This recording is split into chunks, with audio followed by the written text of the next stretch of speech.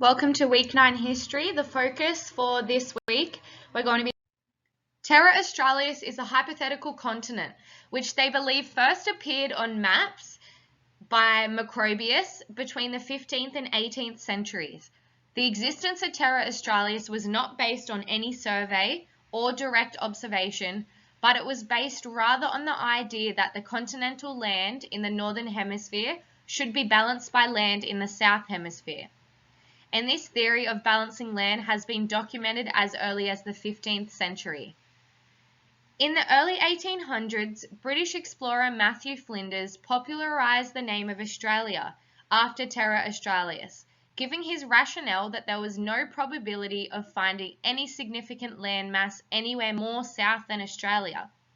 The continent that would come to be named Antarctica would be explored decades after Flinders' 1814 book on Australia, which he had titled A Voyage to Terra Australis, and after his naming switch had gained popularity. Terra Australis incognita on many maps continue to change shape and size. Of 10 having no distinct shorelines, as European exploration of the Pacific Ocean advanced through the 17th and 18th centuries.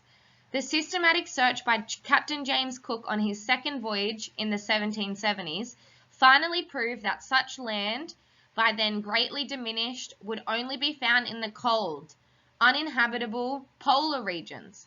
That set the stage for the 19th and 20th century European pursuit of Antarctica and the South Pole.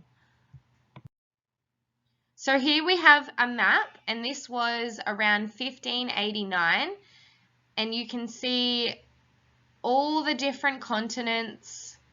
Can you spot where Terra Australis is?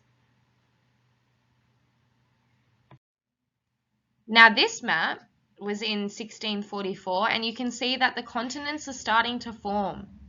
You can see that we've got Terra Australis here in the middle,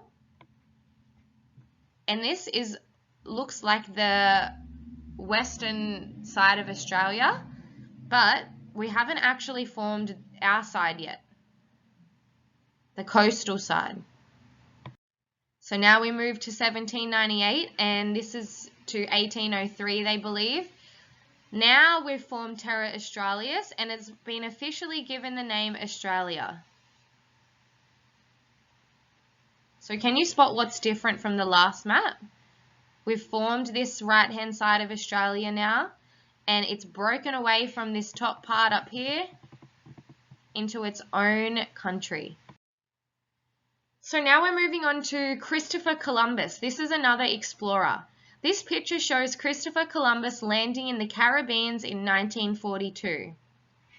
Christopher Columbus, who was born in 1451 and lived until 1506, was a Genoese trader, explorer, and a navigator. He was born in Genoa in Italy in the year 1451. Christopher Columbus is the English version of the Columbus's name. His real name in Italian was Cristoforo Colombo. And in 1492, Columbus landed on an island of the Bahamas, the first European to do so. His initial goal was to find a quicker route to Asia from Europe. He is credited with the discovery of the New World because his voyage started in the era of European colonism in Americas. This was an important moment in European history. While Leif Erikson was the first European to land on the soils of America, it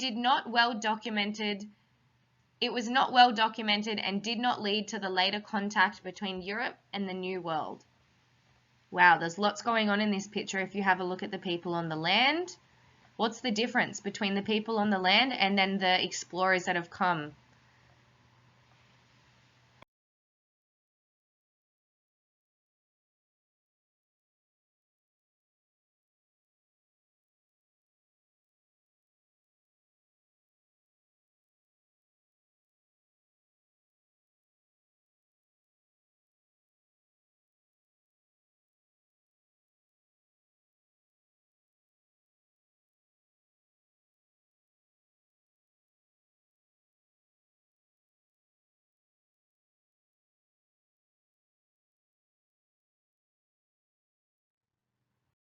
You only have 2 questions this week. So the first one is, which explorer named Australia after Terra Australis?